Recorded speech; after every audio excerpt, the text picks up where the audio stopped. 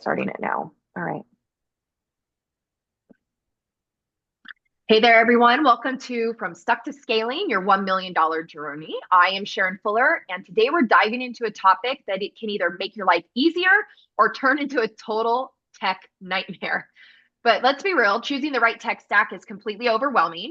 There are a million options out there, and everyone swears their tool is the best. And before you know it, you've signed up for 5 different subscriptions that you don't even use. And I'm sure this sounds familiar. So that is why I brought in Liz Scott, who is known in our world as tech. She is the tech and accounting powerhouse who knows exactly how to separate the game-changing tools from the ones that just waste your time and money. She is the founder of Liz Scott Consulting, co-owns Accounting Lifeline, and is the leader in the Intuit Training Writer Network. She also co-hosts the Appy Hour, which is a show dedicated to educating accountants on all things tech. So today we're going to break down how to pick the right tools, avoid the ones that suck, and build a tech stack that actually saves you time instead of adding to your headaches. And as always, if you've got questions, send them my way. Even if we don't cover them in the episode, I'll make sure that you get your answers. So let's get into it. Welcome, Liz. Thanks for joining me on this wonderful topic. Well, thanks for having me, and hello to all of Sharrin's peeps out there. Of course, when I thought about this, we were like, who should we have on each one? They're like, tech. I'm like, Liz. Do you ever, I know you love tech, but this is just an off the rails question. Do you ever feel like you get pigeonholed in tech because of I know it is what you do, but do you ever feel like I do more than tech, guys? Or do you absolutely love it so much that you're like, no, I don't really care? I love it. Oh, And there's so much, like you said, good tech, bad tech, that I never get bored. And I do think that there was a piece of me that was starting to go, okay, I've evaluated a lot of the apps out there. And then AI came along and hit our industry, and it's like, whoo, it's just all started up again. it changed the world. And the funny thing is, Liz, is for the past 2 years, every conference I've been to, people are like, hey, it's coming, it's coming, it's coming. And then all of a sudden everyone's like, it's here. It's here. Like, hey. So now anybody that isn't doing it, I'm like, where have you guys been? Like, I see you at the conferences. I know you know this. How did you not pay attention? But I don't know about you, but it has like taken 50% of my time down. I do 50% less than I used to with 100% better results. Well, are you using like AI apps? Is that what you're talking about, or just Every apps in general? Both. I love AI. Are you kidding me? For the past 2 years, I've been training Chat GPT exactly how to do things. I have folders and everything's got even email. Like if I'm like, help me rewrite this because I sound terrible. I have different folders that have different tones of voice depending on whether it's for Glass Wallet or Core or for the AFWA or things like that. And she knows, her name's Gal. She knows my tone of voice and what to say and not say for each. It's absolutely amazing. That's one of those things that if you aren't taking the time to create your prompts and to teach these tools who you are and what you want to say and what's appropriate, Mm-hmm. that's where I think that you get just generic answers. But the more Yeah. that you teach it, the longer that you use a particular account, the more that it can hone in on your voice. It sounds Yeah. just like you. Like identical, like eerily. Like I get a little worried. And I'm not one of those ones that use AI for everything. I don't. I write it out and then I go, check my stuff, make this sound better because my brain's a little, I know what I'm doing, but the scatterness in my brain doesn't necessarily, translate well to other people. So I'm like, hey, make the normal person that isn't crazy like me be able to understand what I'm saying. And it's nice. I sound like a functioning adult. Appy Hour reached out to a lot of our viewers, and one of the things we polled was, what are you using ChatGPT for? Are you Uh-huh. using it to spark ideas? Are you using it to go and, like what you said, edit? How is it that you're using AI? And it was interesting because there was a big mix. I mean, it was almost split with the amount of Really? people like, I want to write something. I don't even know where to get started. And so they would plug in their ideas. And I've done that Yeah. too. It's like a couple of bullets and boom, ChatGPT will come back and it's like, if it was an email I wanted to write, and Yeah. then I can go, okay, now let me make that more my own. And so you can like hone in on it. or the opposite, where you're like what you're doing. You're writing something, but then you're wanting to make sure that it flows well. Or SEO optimize it, right? With whatever's Yes. going on. Yeah. Yep, that's a big That one too. yeah, I love it. And it's the brainstorming is a good one for those of us, especially at work from home. I don't want to call people and be like, hey, can you hop on and talk through this? So it's really nice to be like, I have this idea that I kind of want to do this, but I don't even know how to search this on Google. Can we talk through this? And I've got this whole brainstorming channel and it'll help me. I cannot tell you the things that I'm like, maybe I don't ever leave my office again because I kind of have everything I need here and we have DoorDash. So, and my dog sleeps under me. So I honestly, aside from a shower every now and then, I have a friend. Don't tell my husband I said this. He's like, what about me? No, you've been replaced with technology. You know what so what I'm really What's excited that? about is a lot of the software that we use. I can't, some of them have already brought, so some of them are slower into bringing in the AI because it was already developed, Hmm. but some of them are developed now with the AI. And I don't want to switch because I'm like, our tech stack, we've got it in. And of course, I'm sure you use Zapier. So we have plugins until they add things. And so I'm excited for some of the stuff we use to actually add in AI. I think it's just going to blow stuff out of the water. I agree. And I was talking to Judy, at Client Hub. That's who I was just going to say. That is my software. Do you use Kaya? I do not, but Oh I my am a fan God. of Judy's. Like, she was somebody that I interacted with very early on in my career, and I talked Hmm. to her at the time about being able to automate a process using three different softwares. Hmm. And it was like end to end. And so she and I had that conversation, and it ended up being a process that I used over and over within my firm for bill processing at the time. Uh-huh. And so, one of the things that I was talking to Judy about is as quickly as they can create a new feature inside of Client Hub, AI has came out with a better way to do it. Yes, it So is they can really barely that fast. develop as quick as it's becoming something that's newly available. I agree. I told her, I said, I think I love Client Hub, and this is not sponsored or paid by her in any way. Once I got into it, it's perfect for our firm and what we do.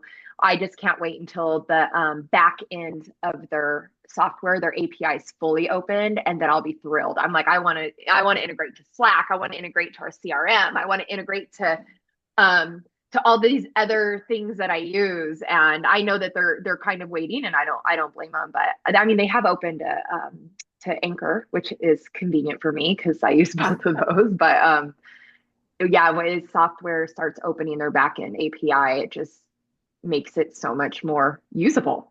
it does. And right now there's so many softwares that weren't around a couple of years ago. And so, brand new apps that are built solely on AI, those are the ones that I enjoy testing because, oh my Yeah. gosh, you talk about slick, very streamlined.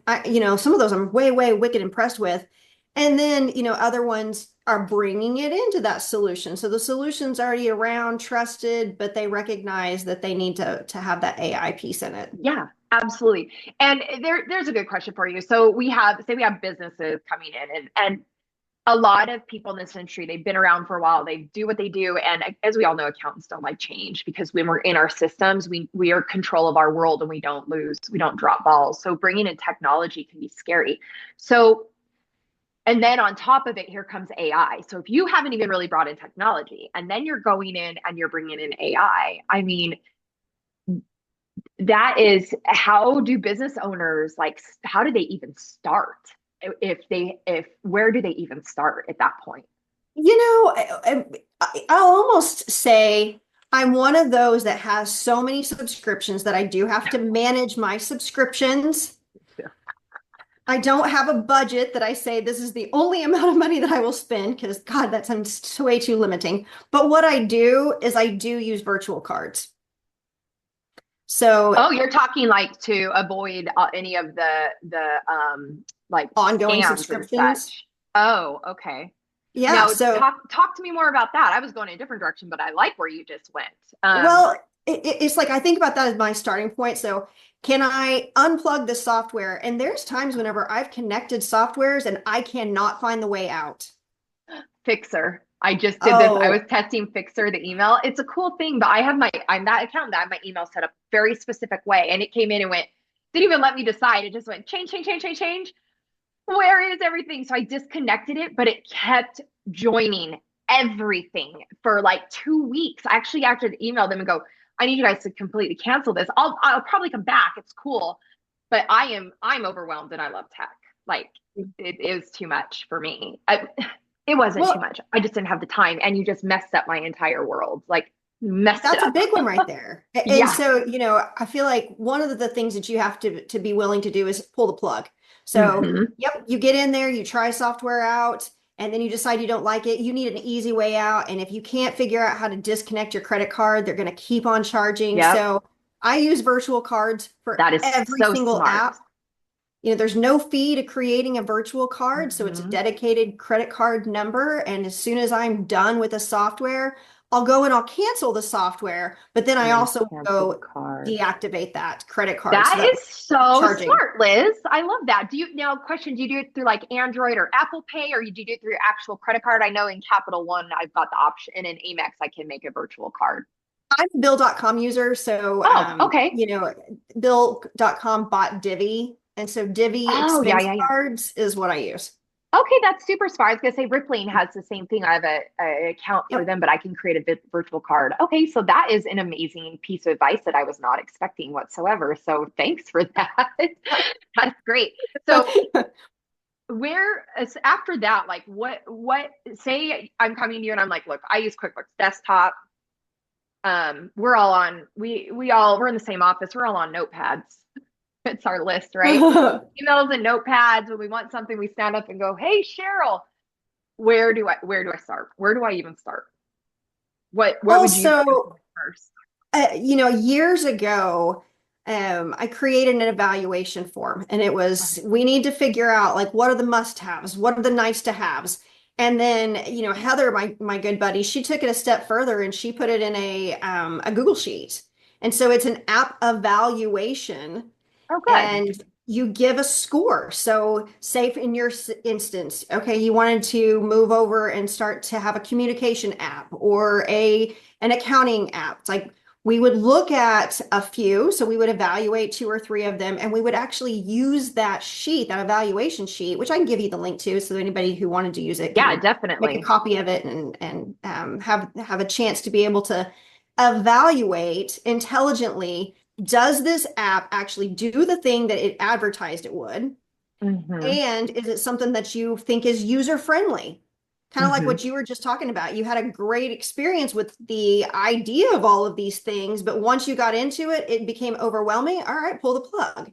Yeah. So being able to evaluate before you go into an app, some of those, user experiences you can evaluate by other people who, are given feedback, but sometimes it just takes the real world experience. Yeah. But having a score sheet to give a number to evaluate, it's non-biased. You get to the Yep. end of evaluating these different apps, and if you gave a score of 5 to, I want this app to be able to send text notifications whenever I have a team member who wants to notify me. That's something that not only do it in the app, but send it through an SMS message, so that way Yep. it feels like they're texting me. you Yep. know, if that's something that you score as a 5 and they've got it, well, then that app now has 5 more points. If it's Hmm. something that that app doesn't have, well, they don't get that 5 points. So at the end of it, it's really easy to say, this app got a total of 50 points. This app got 20 points. So now I've got a clear winner. And that's the way that I evaluate apps with my clients.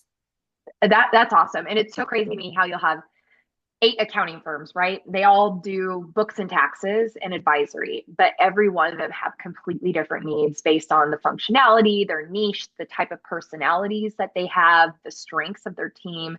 And it's crazy to me how each one of them can have a completely different tech stack. And it's not that anything works better or least, it's honestly just it, priorities and needs. Oh yeah, I agree. And I feel like, with accounting tech specifically, That's been something that in 2025 we've really heavily evaluated. So Hmm. my accounting firm is what I call a baby firm. We're never going to be a big firm. We tried that for a while and I found that I hated it. Yeah, I same. wasn't able to play with as much tech as I wanted to. Hmm. I decided we are just an incubator. I've had Well, these clients for a long time and they trust whenever I say we're going to try something different. They're like, okay, whatever. yeah. Um, but where we're at right now is we're testing AI apps for bookkeeping, Okay. for analytics, for even the month-end review. So I've all got some good ones for you. I'm so excited right there now. are a lot of good ones out there, but it's like every single time I dive into one of these apps, it's because I did that evaluation and I was Hmm. excited about them, but then I implement them and I go, okay, they're part of the way there, Uh-huh. not all the way. So Yeah, we'll pull the plug, we'll rip something I off and agree. try another one. I tell people, and Anchor will tell you this from the beginning. When they first, few years ago, they came in, they hadn't really launched yet. It was before Intuit Connect when the very first year they got the suite, and I was like, me and Jody Padar were like trying to lure people up there with casino chips, and I was promising people, I'm like, we're not stealing your organs, I promise. Like, come with me with for money. Um, but they're like, Sharrin, tell everybody to use us. I'm like, you do not connect to QuickBooks yet. You have an amazing software and a great product.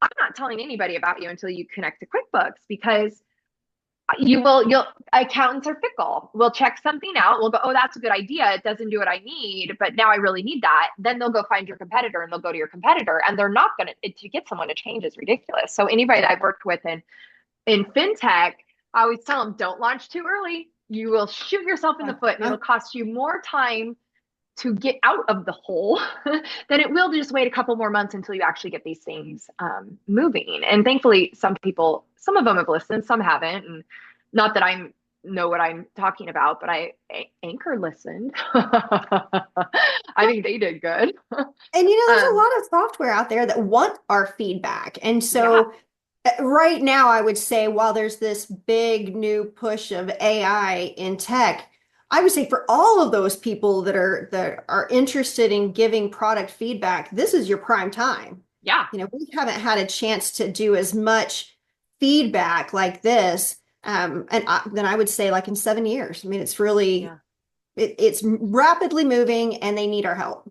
They can Oh, develop it. They just need to know what to develop. 100%. And I kind of love, we don't use Keep, we used to use Keeper. We used them from the very beginning, but then Client Hub built the same feature in, and I'm already paying for Client Hub. So, as I like to use all things as long as they communicate. But of course, as some of your software evolves, you go, okay, I don't need this one anymore. But anyhow, so there's no reason I left Keeper except for our main project manager, which will start doing it. But I still subscribe to I'm still in their Facebook group and their weekly newsletter. And I love it because every week they're like, this is what we've updated. This is what we've done. And Anchor started doing the same thing. Every week they're like, these are the top 5 things that we've been asked about. And you can go and you can see what everybody put.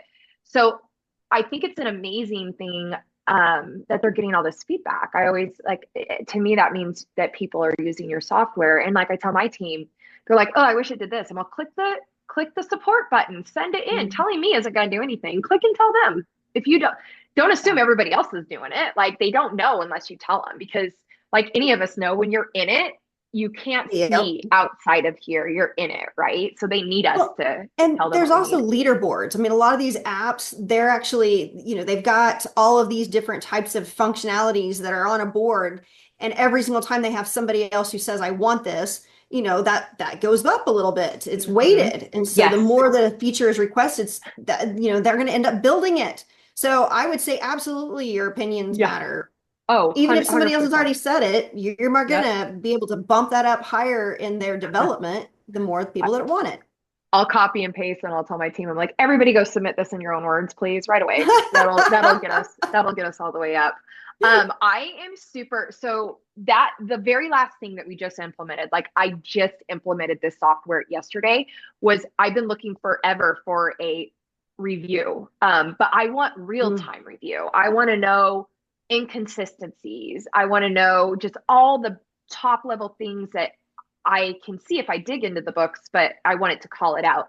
So I've been looking, like, and I couldn't find anything. But some guy, he's probably, I think he's bootstrapping the startup, sent me an email and is like, hey, I'd really like you to check out my software. I'm like, and I let it, I just ignored it because everybody sends you that, right?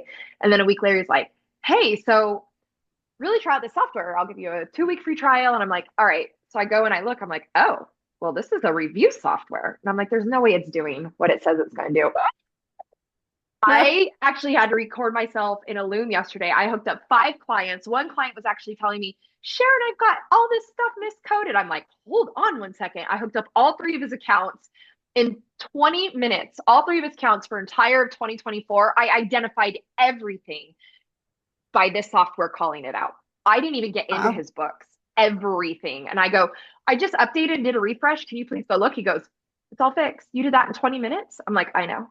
I'm just that good. Magic. Do you now? I will tell you what my software is, but I want to hear what do you have something like that that you're using? Yeah, well, so this year, we're AI focused. So Mm-hmm. the softwares that we've used in the past, we wanted to pull those off and we wanted to try some different things. Mm-hmm. Um, we tried BotKeeper and the Mm-hmm. Ignite in the beginning, and so that was one of the tools that they did transaction coding, and then Mm-hmm. they also did the review. We evaluated that for a while and then we removed it. And right now, the tool that we're evaluating is Aider AI. Mm-hmm. And so they do end of month review so that, do you have errors? And then they also do analytics. And so Okay. that's a tool that we're evaluating. The thing that I like about it is that it helps with the prompting for, okay, now that you've reviewed the data and you can see those trends in the data, give me the prompts, kind of like what we were talking about earlier with the chat GPT. Ah, Give me the prompts for what I'm going to have in my coaching meeting or CFO meeting, whatever you're going to, call that type of advisory meeting. yep. What should I say based on the information that you've now reviewed? Okay. That's that's that's awesome. I want to share what we just found. And so I found Ledger Sync. I don't even Okay. know how I came across it. That has been amazing. So we disconnected all of our clients' account, all of their bank connections or feeds in QuickBooks, moved them to Ledger Sync because we've realized I think we said 50% of our customer support time was spent on asking for statements and trying to get clients to reconnect because since QuickBooks did that update, our accountant logins can't connect a lot of the banks anymore. So now it's solved for when we went to Ledger Sync, it actually connects at that top. It connects in Ledger Sync and a text or an email sends a client. The client clicks on it, connects. They no longer have to get into QuickBooks, which the clients were having problems with because they're like, I'm on my Mm, phone. I have to sit in front of a computer and connect it. I have that problem. So now whenever it disconnects, they get a text that says, hey, your account disconnected. Can you reconnect? Reconnected. Solve for that problem. The second part is we can now code everybody at the same time. I can pull up now we have a niche. So we have when a client onboards, we upload a specific chart of account. So it's a lot easier for us. mm, And that's because we nice. have a niche. So I could pull all 100 plus of our clients and sort and be like Starbucks meals, blah, blah, blah. But I can also write the rule at the top line across everybody and it just codes and then you can do exceptions. So that's the second piece for us. And then the third piece is it fetches statements. So now I Right. don't have any of my team that needs to get into any bank accounts. It looks at check images, it fetches statements, and I don't even have to touch the client's bank account. As long as the client has connected it, I don't even need access. You connect it, it does it. I don't think we've had a single bank account yet that doesn't work with it. So that has Okay, that been was going to be my next question. amazing. PNC was an issue, but I went to Maurice and he goes, PNC's fixed like in 2 weeks later. He's working on PayPal right now. PayPal's the next big Okay. one.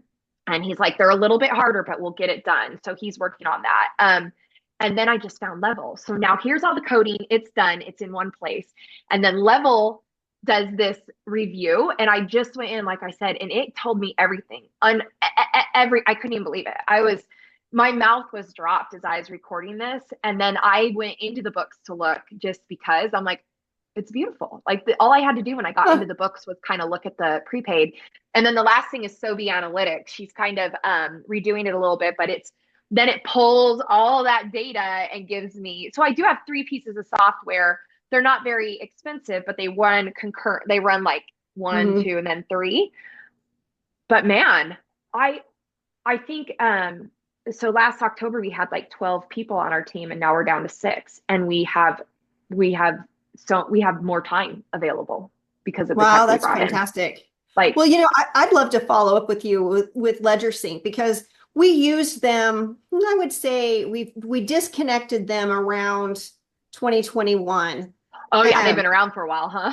they have been around for a while. And so one of the reasons that we had reached out to them was that bank statement feature. That is such a pain in the butt. As an Yes. accountant, I get it that our clients, we don't want all of the account access. And so it's really nice if you can find a fetching tool that can Yeah. manage it and handle the passwords with your client, having permissions. We just struggled with having enough bank connections. Yeah, so we just connected with them 2 months ago. Mm, And we've been doing it slow because, we've been playing with it before we disconnected in QuickBooks. So we've been playing with it, checking it out, making sure it's doing what it's supposed to. And then when we found it was on like the 4 or 5 test accounts that we had, then we said, okay, now let's launch it to our clients. So we're taking this entire month to fully launch it. We've almost got everybody completely set up. And then we'll use it in full with every client starting next month. Because the one thing I've learned is when I'm testing new software, find a client that is cool with mhm. you and that they're not going to get upset if you ask, hey, can I, like, I have a couple clients that are friends I've known for a while. So I'm like, hey, I'm going to connect this up and give me your feedback from a client. Never launch it to everybody. Test it out a little bit first to make sure it works. Get Well, yourself in I mean, trouble. that's what these kinds of conversations are so good for because, here's a software that, I used years ago and you're talking about that it's fantastic. So that makes me interested in going and trying it again. Yeah. So, you have to stay up on the features of that app. It's not always easy because there's new things that come and grab your attention and pull you away. And that's another really good point, Liz, is some people they get in and they set it up and they walk. Well, for example, I'm just going to keep using Anchor as this example. When Anchor first came on, they didn't have all the features that they have now. So I set everything up a certain way to be able to do what I need to do. Annual renewals, rescopes, things like that. And so how we did it now doesn't make sense with their new systems that they have in place and how they do it. It's got annual renewals. So I actually had to go in and I had to redo a lot of stuff. But it took a little bit of time to do it, but now I don't ever have to do it again. Now moving forward, it's set. So you can't sometimes setting tech and forgetting is almost worse than not having any tech at all, if you, in my opinion, because if you don't stay up to date with it, it could actually mess you up. Yeah, but the goal is to be able to have it in place so it does whatever the job Yeah, is that you need it to. yeah, And then, yeah. if it breaks or updates happen, stay up on Updates, those I guess, is more what newsletters I'm like talking you about. said are coming out. Yeah. You're not using Keeper anymore, but you're still staying up to date on what are the new features. And, Mm-hmm. even with Anchor, you're staying up with what are those announcements because things change. Absolutely. And that's where Client Hub as well, like how we had some things set up and they're like, by the way, we do this now. I'm like, okay, guys, let's do it this way because our loophole now will kind of mess up the process. Like this, the process we wanted, they didn't have. So we set up our own internally. And I'm like, now there's this process. So let's get rid of the zap and let's make this happen.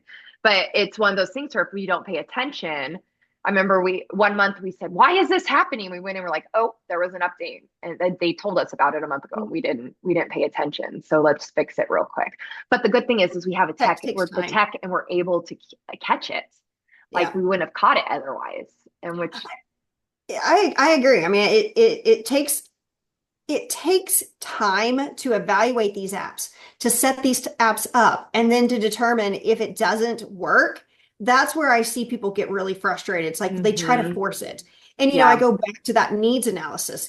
If you are very clear about what it is that you need that tech to do, then you're going to have a better experience. The other thing that a lot of what I do is tech development, tech Mm-hmm. implementation, tech evaluation.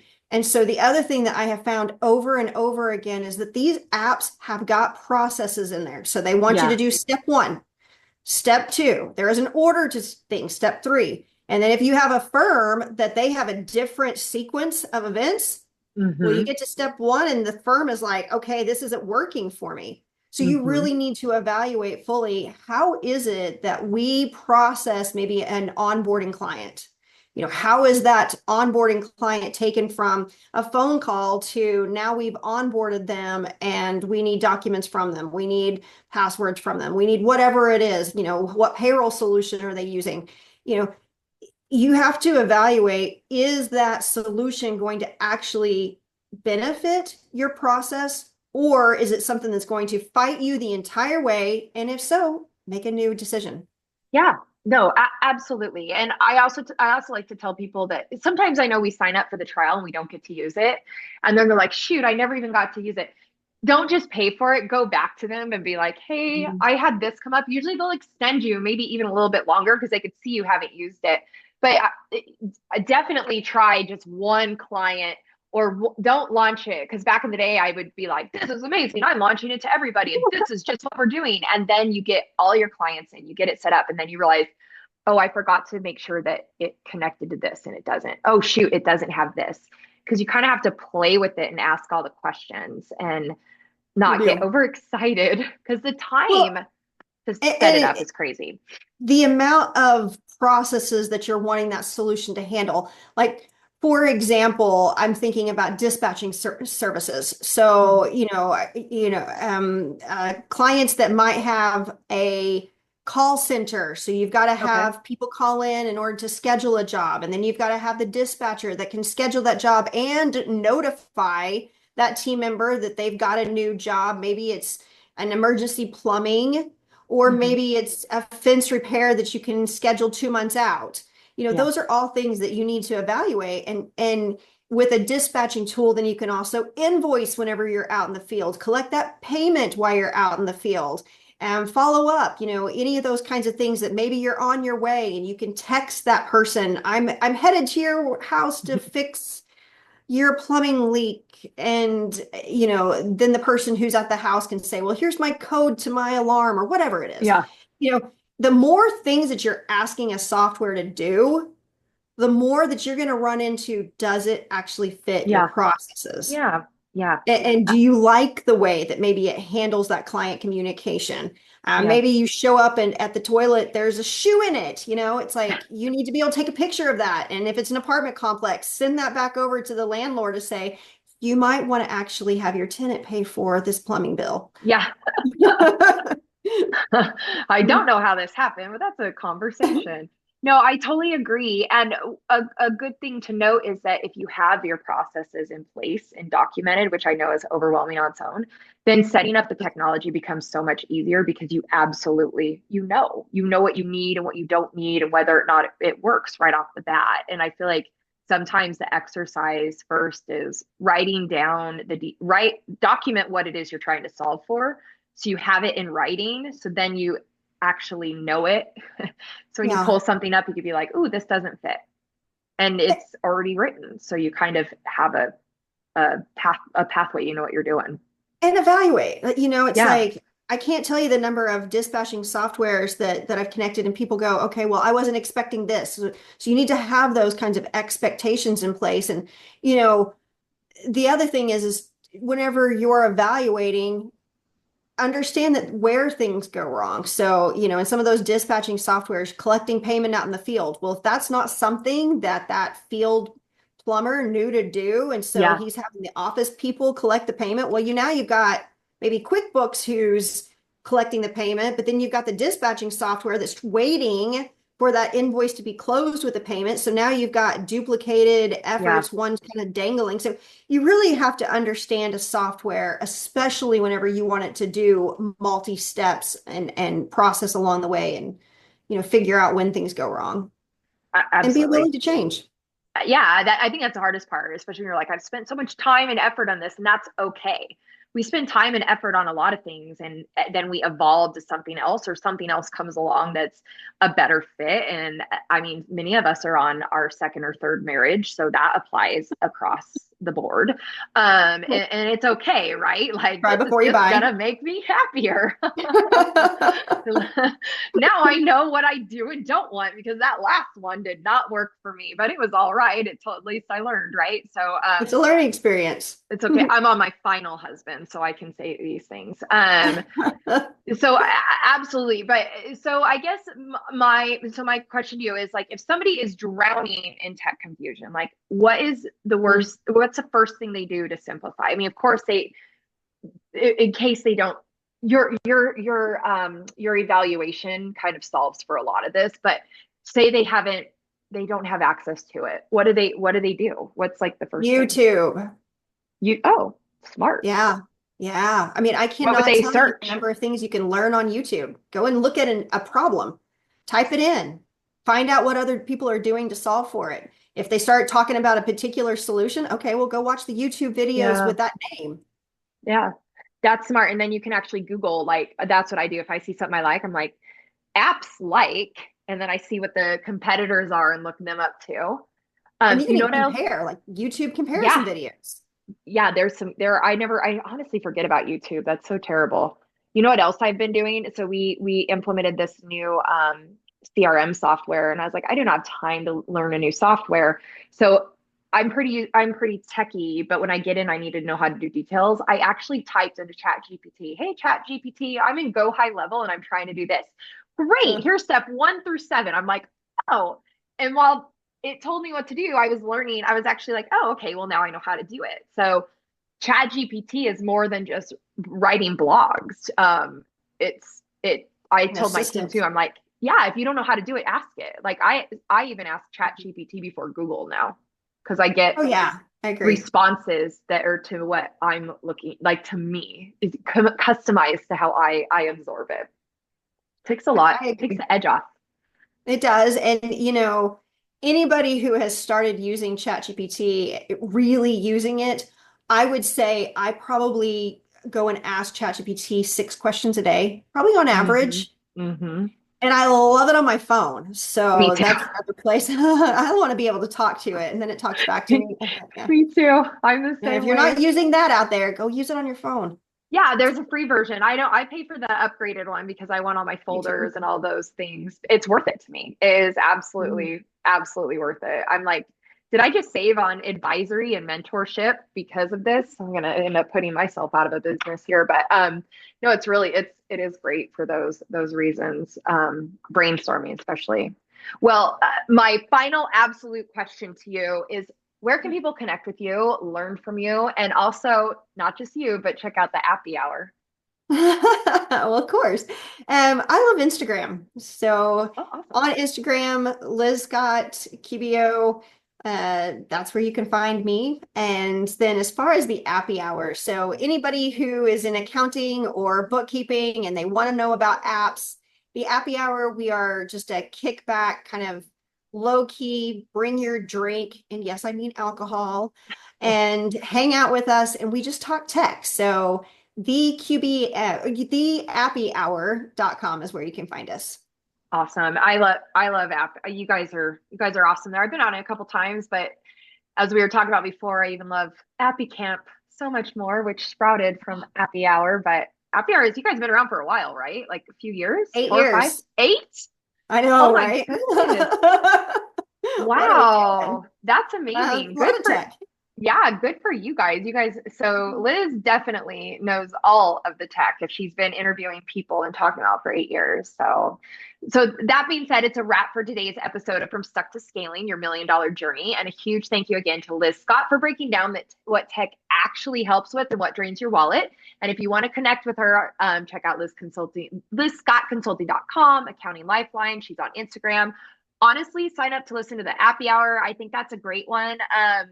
Is it every week, Liz, right? Every other. Every other week, and they're always interviewing. They're tech agnostic, which is the great thing about it. It's not like this is the only thing we use. They are bringing in all of the tech. So you really that if you don't know where to start, honestly, I feel like that's a really really amazing place. So check that out. Next month, we're going to be talking with Martha Yasso about cash flow woes and why does money always stress me out. So if you've ever wondered where the hell all your money's going, this one's for you.